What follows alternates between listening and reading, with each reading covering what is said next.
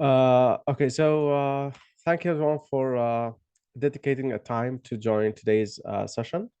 In today's session, we're going to talk about Python, modern technology, and basically how we can leverage Python to your advantage and gain unprecedented advantage in oil and gas workflow, especially upstream.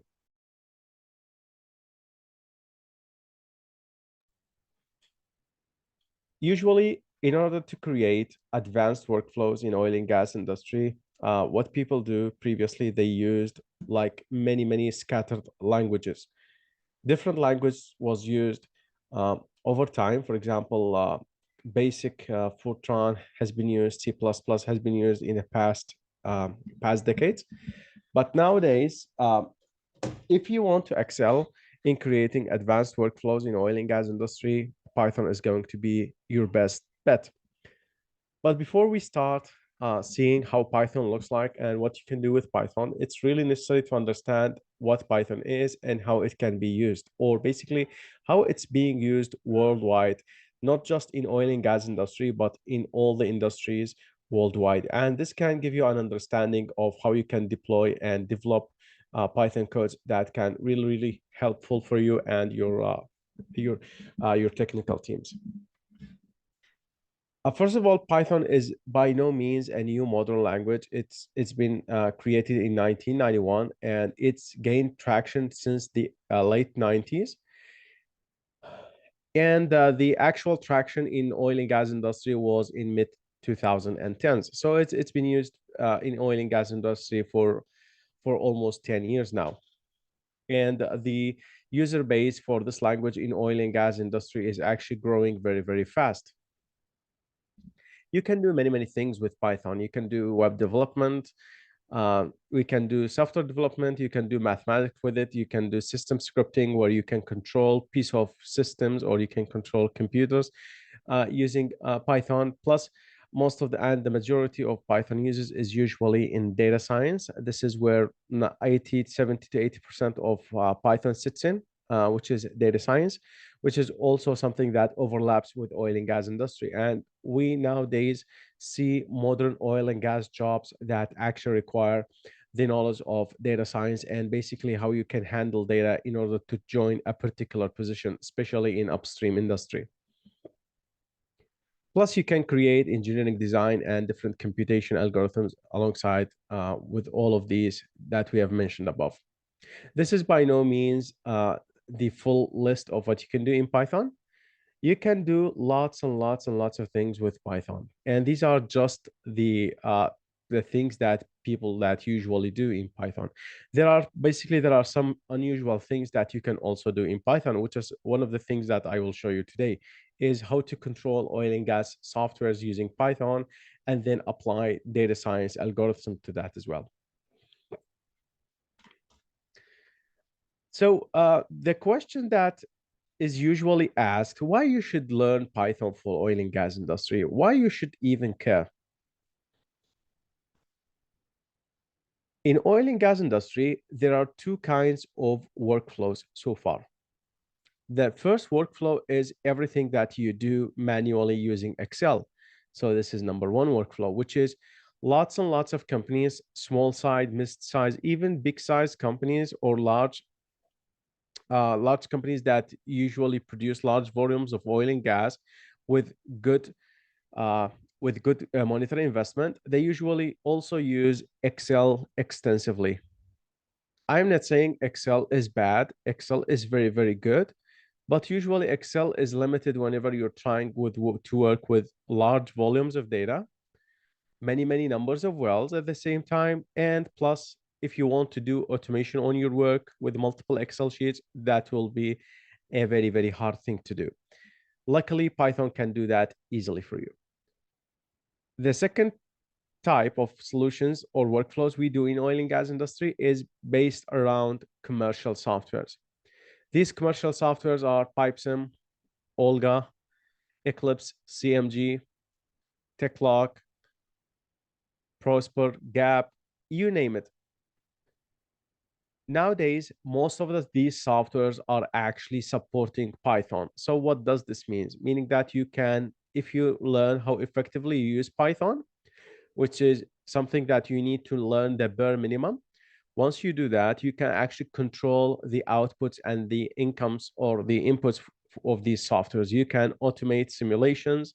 You can link real-time data to these softwares. Plus, you can manage really, really large models or heavy models that are really extensive to manage. For example, we have a very successful use case in one of the large companies, large producing companies, where this company is producing more than uh, 20 to 30 million barrels of oil around the world. And this company usually actually manage the network models using manual work. But once they shifted to Python, they were able to shrink down the workflow that was done in a week into just a 10-minute data preparation inside Excel, and then the Python will push it for them.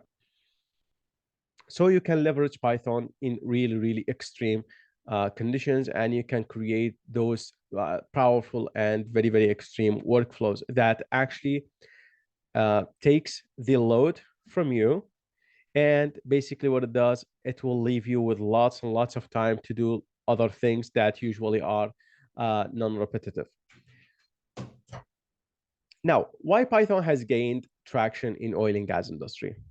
There's a good reason for that. Why Python? Why not other languages? The old ways of people writing code has been gone a long time ago. Now everything is different. Everything is now modern. You don't have to write everything by yourself. Whatever you need to do, there is some library that can do it for you. You only need to import that library and then push your data inside it. This is what it means by large number of libraries. What a library means is a piece of code that's written by someone else or by some other company, and usually 99.9% of the time, this library is free. So you can use this library in order to do different actions on your code, or you can do different actions on your data. So if a particular, let's say a workflow in oil and gas industry will take, for example, let's say 100 lines of code to write and build, by using Python and with the help of the external libraries, you can convert this 100 lines of code into just 10, because the code will do all the heavy lifting for you, those ready to use libraries. That's why Python is now being used extensively in oil and gas industry. One more thing, why people has been shifting to Python from other languages, or they started to use Python in conjunction with Excel and other softwares, is actually there is now a big community in oil and gas industry that is using Python. Plus, the external community in Python is just so big. It's actually approximated there's many, many millions of Python developers worldwide. So this means no matter the type of issue that you're actually facing, there will be a solution to it online somewhere. Plus, nowadays, ChatGPT has been excelling in creating Python codes. So ChatGPT, if you stop somewhere with the basic knowledge of Python you have, ChatGPT will help you in order to write that particular code.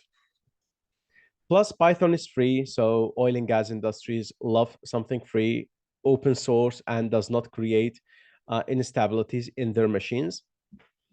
Python is easy to learn, plus it's really, really easy to share code among your colleagues, and plus you can keep large database codes even online. That's also possible.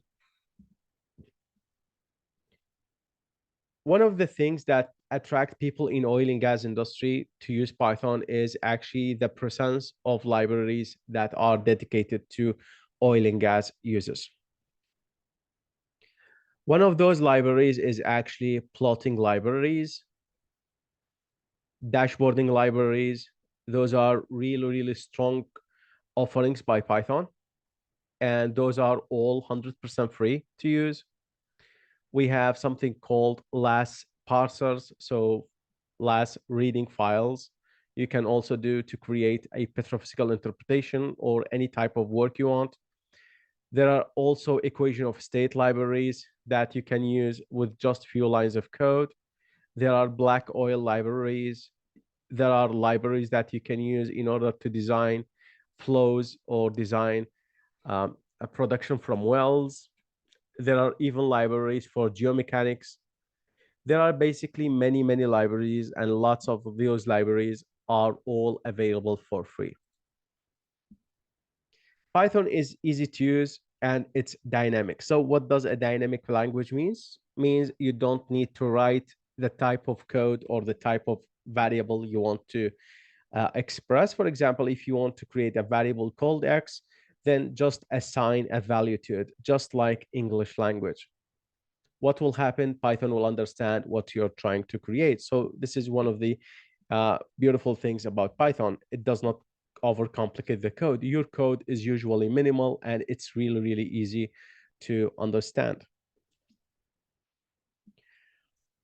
Python has been blessed with lots of tools. All the tools in Python are 100% free and you can use and install easily on any machine. There are lots of softwares that you can use in order to write Python code, which is usually known as IDE, which is short for Integrated Development Environments. This can be Spider, can be Visual Studio Code, it can be PyCharm, it can be any editor you want. So you're not just sticking with any a given single editor. This is a list of all the softwares that has been shifting to Python recently. We have TechLog by Schlumberger, which is a petrophysical analysis tool. It supports Python. You can do lots of Python code in it in order to create customized workflows. I personally know engineers or petrophysicists, they actually use Python inside TechLog in order to create well-to-well correlations. That's automated by the software itself by the help of Python. Nowadays, we also have Schlumberger pushing Python for its different softwares. For example, Olga, Pipesym. You can even use Pipesym with Python in order to manage model, simulate, add data, take data, and basically do also data science applications alongside with Pipesym integrated with Python. We have other offerings from other softwares like the PETEX IPM, which is one of the infamous software packages in oil and gas industry, where you can connect Python to any of GAPS, Prosper, MBAL, or PVT software you want using Python. This is also possible. You can do automation. You can do model management. This is what we'll try to do in today's session. What you can do as well in Python is actually you can use Python in conjunction with Geolog, which is an offering from Paradigm. I think the Paradigm company's name has been acquired by some other company, I think. But this software, if you're using this software also provides a native Python support. Another software that also provides support is a T-Navigator software, which provides a native Python support. You can do Python coding inside the software. You can change actually how the simulator behaves by changing how the Python code works inside these simulators. Plus, there is one more software which is called LidaFlow. LidaFlow is a dynamic flow simulation that also supports Python natively. So if you know the bare minimum Python, you can actually manipulate these softwares in order to drive better insights, drive a better simulation, and basically do lots and lots of powerful things using Python. Please, if you have any questions so far, please feel free to ask. I will try to answer these questions as I am going forward.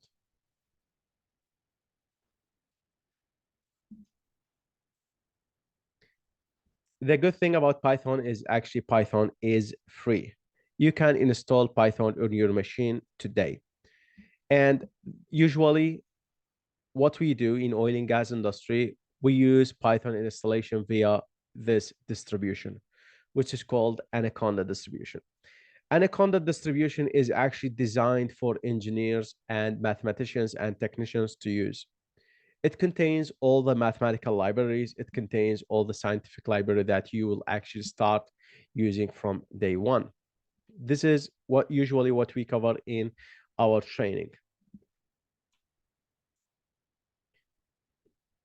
Here are some advanced things that you can do in Python. You can create a virtual production system.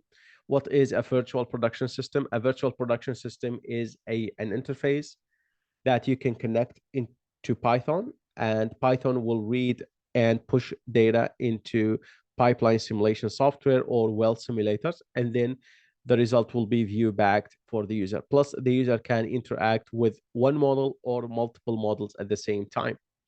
This will provide you a 24/7 monitoring for your assets.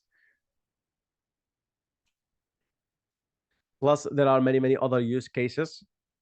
It does not have to be online always. It can be even it can be offline. You can do PVT analysis. You can do PVT modeling. You can create PVT correlations using machine learning. You can analyze well test. You can analyze water injection. You can create different surveillance maps, really advanced maps that are actually not even provided by Excel. You can create satellite maps and then project your wells on top of these satellite maps. You can create quadrant plots like heterogeneity index. You can create even material balance simulation. You can create a one-dimensional reservoir simulation as well. These things are all possible in Python. Plus, you can do any number of well petrophysical analysis. For example, in petrophysics and petrophysical analysis in Python, what you can do is if you have 30 LAS files in Python, if you have 30, for example, if you have 30 LAS files in Python, and these contain all well information for open hole or cased hole, what you can do is you can just write one piece of code in order to analyze all 30 with a single click of button, and then just compare and QC, or let's say finalize the interpretation for those. So it can be a huge time saver, and basically it can also be fun to work with. One of the things that you can do is actually control the steady state simulation. So this is actually what we are doing today. I will show you how you can use Python in order to control how steady state simulators work. For example, gap. Let's say that we have many wells. It can be 10, 20, 100. I know a company that's basically using Python in order to handle 700 wells at the same time, and this 700 wells is actually being updated monthly. It used to take hundreds and hundreds of hours in order to keep the model updated, but now with the help of Python, they are just spending less than a day to do so. So the basic workflow for these types of solution is you will start first with the well models. It can be any number of models. These models can be saved in a particular folder. It can be on your PC or it can be on corporate server. Anyway, it does not matter because you will have an access to it.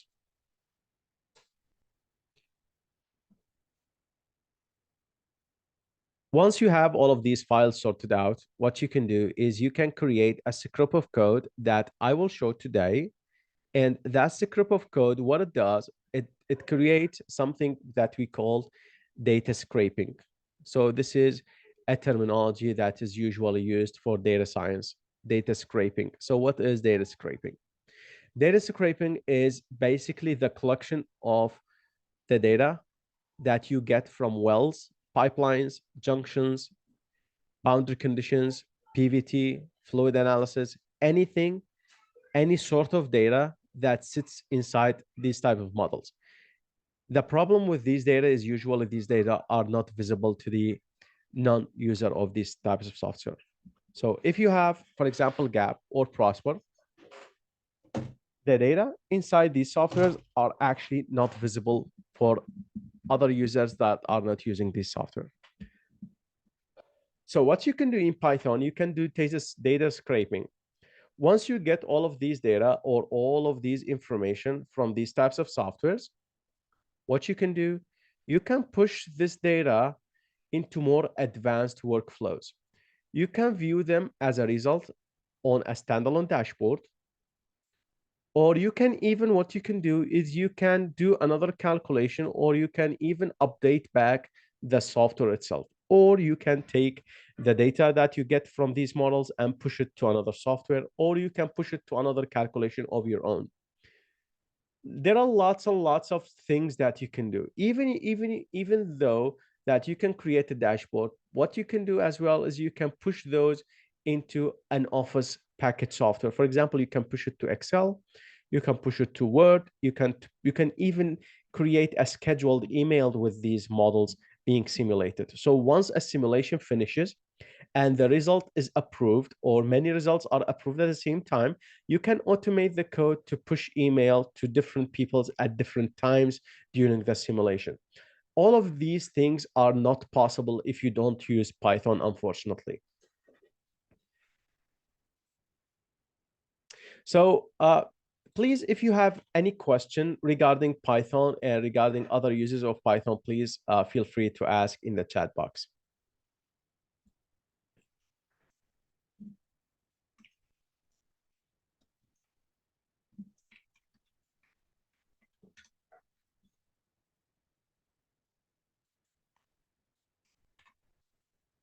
I think everything so far is self-explanatory.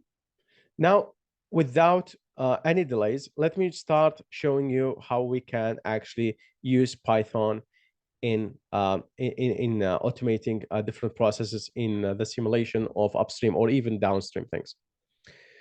Uh, so one of the question about asking geothermal industries, geothermal industries is no different from other industries like drilling and like production and other upstream industries. The only things different in geothermal is actually what you need to do is you need to get something called the steam tables. Steam tables are also being implemented in Python nowadays. You don't have to calculate different water properties for the injected steams. Python can do that for you, and you can just calculate that for that with depth. So Python will help you a lot in that area. For geoscience, yes, we have lots of geoscience applications in Python. You can do cross sections, you can do seismic interpretation, you can do basin modeling, actually various things that you can do in Python that are actually not even unimaginable in using Excel or other softwares. For geomechanics, I can refer you at a library which is called PyRock or RockyPy. It's a geomechanical software or a geomechanical package that you can use. It contains all the conventional method like Eaton and pressure calibration methods, and basically driving different geomechanical properties from well logs, light density, and other logs as well.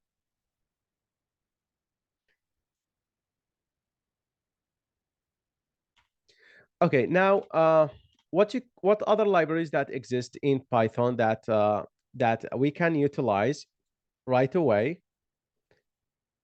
Yes, you can use Python for both for vertical and horizontal, because vertical and horizontal is an algorithm that you can adapt for your own. The only thing is different is actually the inclination, but other calculations can be easily adapted between those two types of implementation.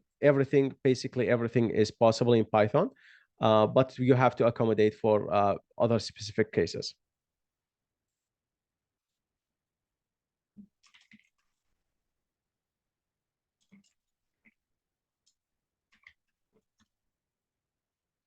Okay, so now different libraries that you can use in Python right away in order to create solutions. First of all, what you can do is you can create a last file reader, or you can create a last file parser, or you can even go full petrophysical analysis with Python. It's very fun. It can be very advanced. You can implement machine learning algorithms in order to detect different lithologies or detect different rock types using this library. There is a library called Fluids. This library will help you to analyze multi-phase flow correlations, but basically it will tell you if your flow is stable or not. Basically, this is also can be used for flow assurance. There is another library that is basically used in order to calculate VLPs. This library contains two different algorithms, which is H. Brown and Biggs and Brill, which is the most two common algorithms in oil and gas industry. You can also plot drilling well trajectories. You can calculate full PVT properties using a library called CoolProp.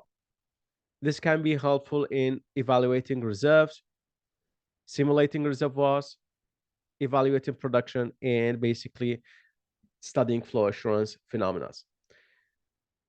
There are also libraries for chemical engineering like Nexum. You can do all different types of calculations for chemical engineering and production engineering and processing engineering. Plus, there is another library that's extremely powerful, which is called PyFast. PyFast library is a library that is basically connects with Olga, and it gets data from Olga. So basically, it gives you a basis to do parametric study and basically analyze different files that comes out from Olga software. So if anyone has a little bit knowledge of Olga, they know the files that you get from Olga is very, very data dense, and it contains hundreds and hundreds of columns, and sometimes they contains thousand upon thousand of data. So in order to manage these properly and view and compare them, you need some assistant in that area. And in Python, it's possible using PyFast. Unfortunately, this is not possible using Excel.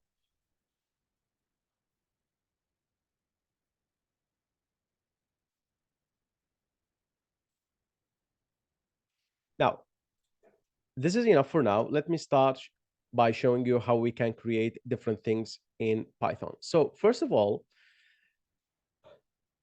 I will start by showing you the actual the model that we're going to work with, or the model that we're going to automate. This software is called GAP. GAP software is one of the things that you can use in order to automate or control with Python.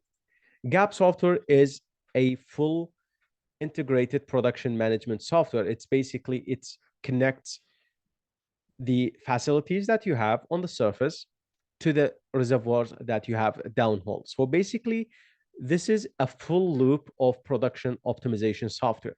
You have wells. This software contains almost everything that we see in an oil and gas industry setup. It contains wells, it contains flow lines, it contains junctions, it contains trunk lines, it contains surface facilities like separators, pumps, compressors. It contains naturally lifted wells. It also contains artificially lifted wells, and those can be ASP wells, gas lift wells, and many, many other types of lifts. In today's example, I will show you two things. First of all, this model contains something close to, I think, 12 to 14 wells. The model basically can be much, much more complicated than this, but this is a sample model. What we can do is we can write a specific Python script or a Python code that connects to this software. Once you connect to this software, what you can do is you can get data from the software. Once you get data from the software, what you can do is you can also push data. You can make this software do lots of things. You can make this software do optimization. You can make this software to do various calculations for you, and you can control how the calculation goes by updating different bits and pieces of the software. So let me put this side by side. So bottom line, we have wells, two types of wells. We have gas lifted wells, and basically we have naturally flowing wells. All of these are connected to the same flowing or producing reservoir. What I will do is I will open up Python and I will start connecting to this project.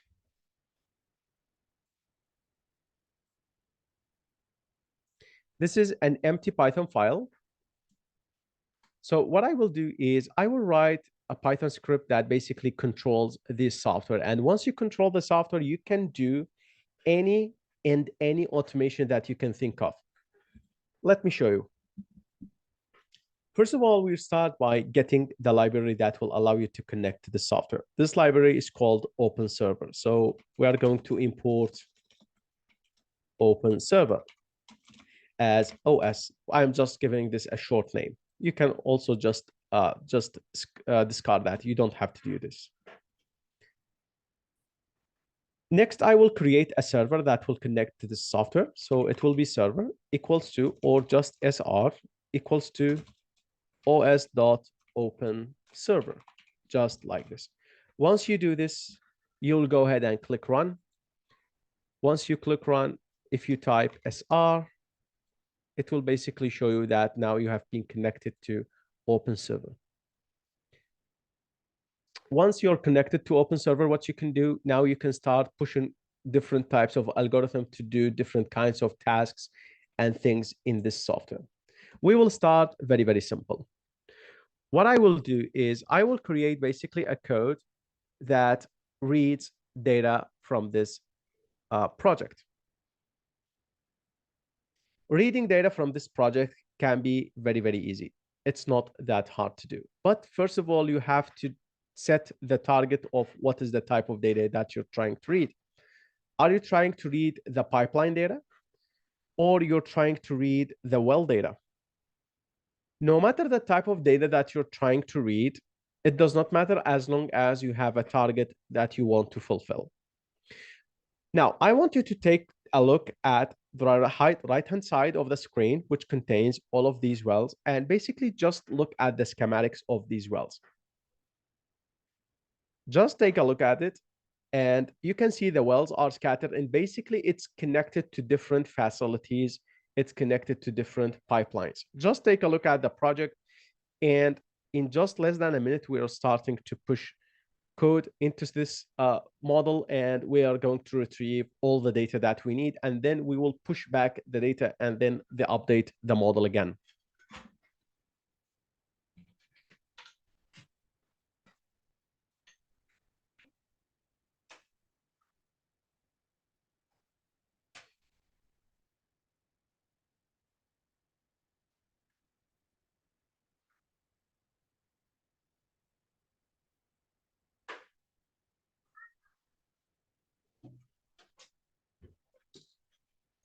If you have paid a close attention to the software, you can see there are two different colors of wells. We have lightly greened wells. We have darkly greened wells. The lightly greened wells, those are the wells that has gas lift with it, meaning that we can use this advantage to our, or this property to our advantage. What we can do, we can even optimize and basically manipulate how much gas each well is getting. And this can be automated using Python as well. There are some other projects that actually has ESPs in it. What you can do, you can even control how ESPs work in this software by also controlling these using Python. Basically, what I'm telling you, the limits in controlling these types of software is actually it's through the sky. You can do lots and lots of things with this. Once you're connected to the software, now it's time to start reading data. First of all, what we need to do is we need to get the equipment that we're working with. And the equipment that we want to work with is basically the wells. Wells are also considered an equipment in these types of software.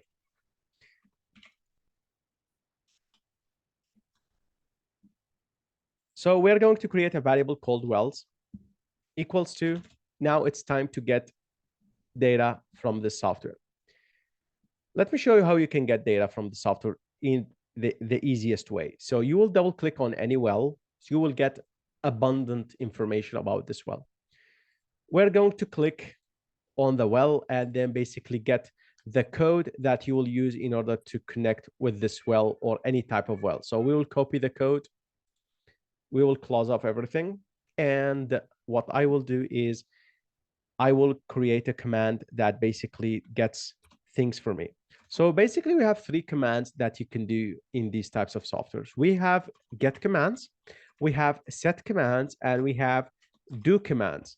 So get something is basically you get properties from the project itself. Set something is basically you push some properties in the software. The do is basically you allow the software to do some actions. It can be model optimization. It can be network validation. It can be anything. It can be prediction. It can be transient analysis. Anything that you can think of is actually possible.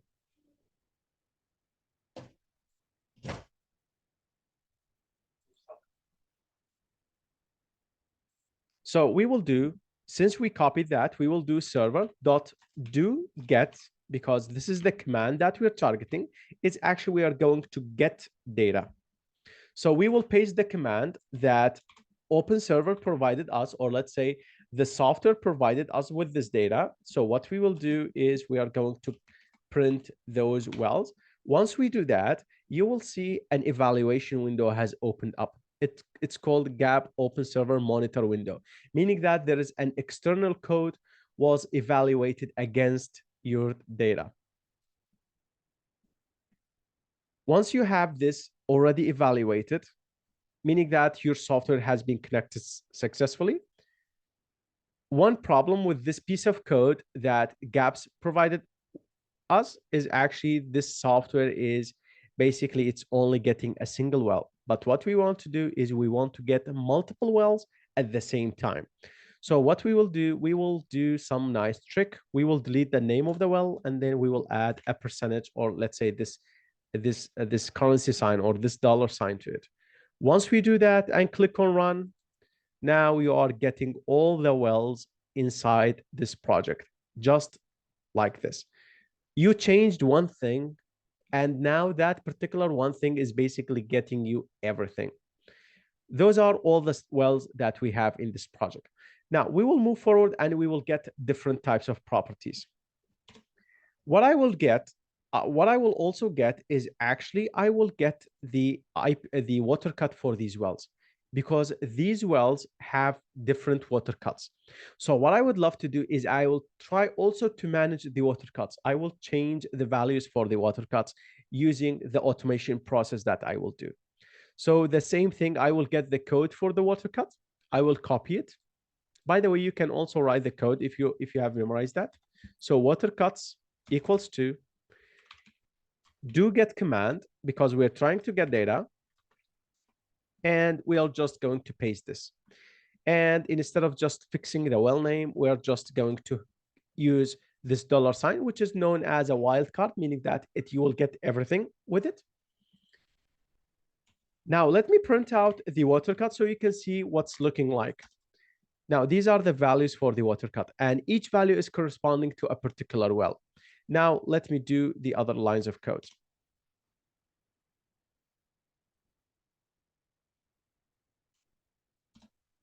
The other lines, I will try to get also the productivity index for these wells. So I will do a PI equals to open server, do get, because we are trying to get some feature, and I will paste the code. Once I do that, once I paste my code, what I will do is instead of just using one well name, I will just use this dollar sign that will actually allow the software to search for all wells and get the water cut, and in our case, actually, it's not water cut. It's going to be the productivity index. Once we do that, let me show you how you can print that. So you will do a simple print statement for pi. You will run this. There we go. Now this is the different productivity index for different types of wells. So that's just okay. One final thing is what we need to do is we also need to optimize our injection thing, or our injection values. So the injection value is basically coming from the control of injection. The control of injection, you can provide two things. You can provide the minimum gas you're injecting in this system, or you can actually control the maximum gas you're injecting.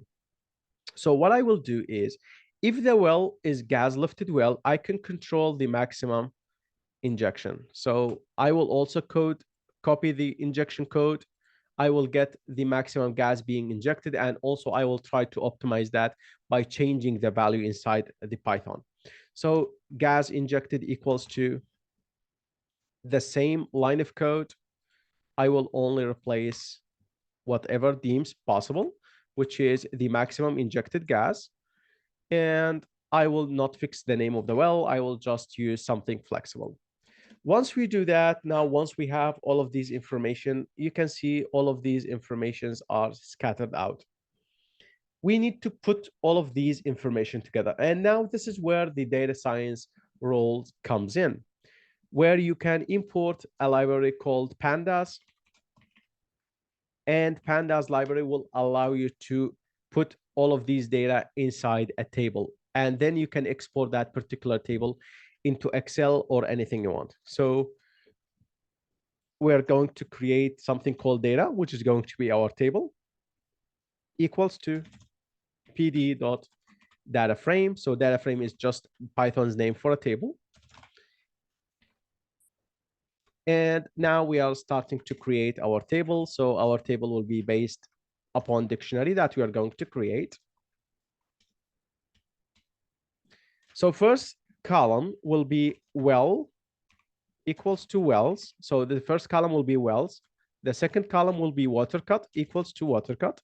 The third column will be productivity index, called productivity index, and it equals the value of productivity index for coming from the software. And finally, we have the gas injection equals to gas injection values that are coming from the software. Once we run it, all those codes are being evaluated. Now what we can do is we can view the results that we are getting. There we go. Now this is the table that you're getting from you're getting basically those from Gap. If you have any other wells sitting around, it will be eventually added in here. So if you create new wells, so let me show you how you can add new well. You can just copy any well and paste it. For example, we can add a well. Once we add a well, we can also have some data inside this well. And once we have the data for inside this well, what we can do is actually we can also allow Python to see it. So this is going to be seen automatically by Python because the code that we're writing is so general, it will read anything you want. Let me show you how you can export this to Excel. So we will try to Excel. So this will export everything to Excel.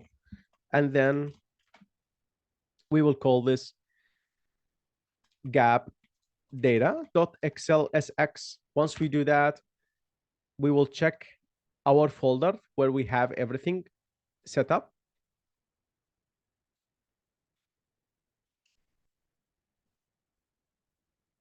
Let's change the name of the file.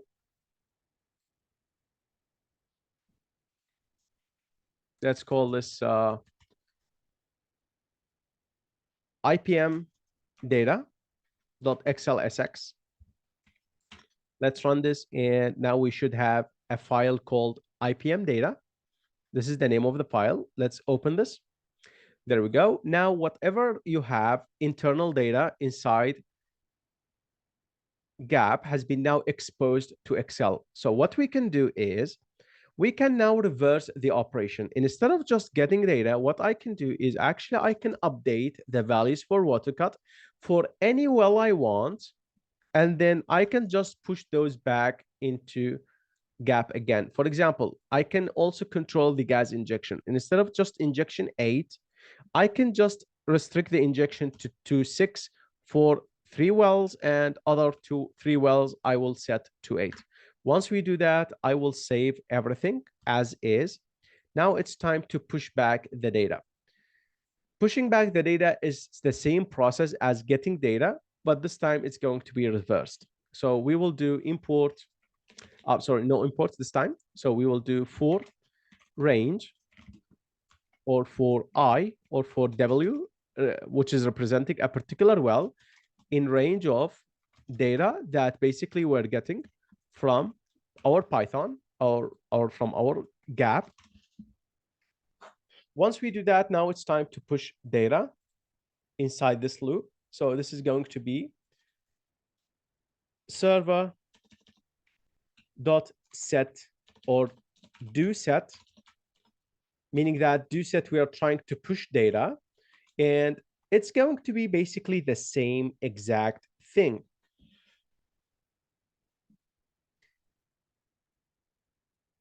For the IPR, let's copy the IPR, or sorry, let's start with the water cut. Let's push the water cut or update it. So we will paste. Now, the only things different is now we can set the well. Instead of just having the well as a all wells sign, we can do just a single well by having the number of the well or the position of the well, which is going to be much, much easier to handle. It's going to be something like this. And then the value for water cut will come from the new table that we are going to read. Now, once you save the Excel has been modified outside. So you have to read it again because we modified the Excel and we added new conditions to our field. So new data equals to Pandas, which is the library that's responsible for reading these types of files, read Excel. You can see it's very easy to read Excel. And the Excel I will read is actually the same Excel I exported, but in the middle place, the Excel was intercepted and I updated the Excel along the way. This can be, the updating of these Excel can be manually or it can be done automatically. Once you do that, now it's time to push data. So we will say new data for water cut, since I'm updating water cut, and the position for the well W. And you will basically repeat the same thing for the gas injection, which is the maximum gas injection available at any time during the gas lift operation. This is basically one of the things that you can use in order to optimize your system. The name of the column that's responsible for this, it's called GI, which is short for gas injection. And now let's give this a nice run. Everything seems good so far. So let's give this a nice run. There we go. 22 statements, 24 statements has been evaluated. 12 wells has been updated with a single click, and each well has been updated twice, once for water cut and once for maximum injection. So if we double click on these wells, you can see now water cut is 60 is now updated, and the injection for the gas lifted wells, you can check from control and you can see it's 6. Basically, whatever we have input in that particular Excel sheet that we updated. Let me show you how you can do some basic data science things with the data that we're getting from ProSpa. Let me just show you. Just bear 2 minutes with me. I promise you this is going to be the last thing. So import Plotly.express. This is a plotting library that is really fast and it's really easy to use as PX. We can do a bar chart for our wells, and you will be fascinated with this. So px.bar chart. So what we are going to do, we are going to plot the data or the old data. For the x-axis, I will be using the names of the wells.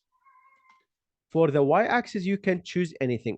I am choosing productivity index because I want to compare how these wells are stacking together. So let's run this. There we go. Now, this is the comparison of the productivity index values from different wells. This is coming from the data science packages that we're using. You can also add the water cut to this. For example, we can have the productivity index plotted. Also, you can plot the water cut. You can give this a run. Now you have a stacked bar. If you're not happy with the stacked bar, what you can do, you can convert this into a line chart. Once you convert this into a line chart, now basically you're getting these nice line values. And on the x-axis, you have different well names. What you can do also, you can also basically create a very simple statistical description for these types of information. So let me show you. If you type the name of the data, so data.describe, this is a statistical description function. Once you do that, it will basically create a statistical description for your parameters that you're working with. For example, the mean value or the average value for the productivity index is actually 4 or close to 4. The standard deviation, or how much the value is basically shifting from the center to the left or the right, or to the smallest or the largest value, is actually a productivity index value of 3.3. The minimum productivity index is found is 0.7. The maximum was found was 7.15. You can also do something like this. Maybe you want to know what is the maximum or what's the total injected gas. So what you will do is data dot gas injected dot sum. Once you do this summation, it will basically show you the maximum injected summation of gas. You can also divide this by any value you want. So this will give you the maximum value of gas you're injecting inside the system. So this brings us to the end of the first session. Tomorrow we will have another session. I will show you more things about data science and basically how you can use that in upstream technology. So thank you so much for attending today's session. Hopefully this was a fruitful session and you have gained new insights on how you can use Python for different applications in oil and gas industry.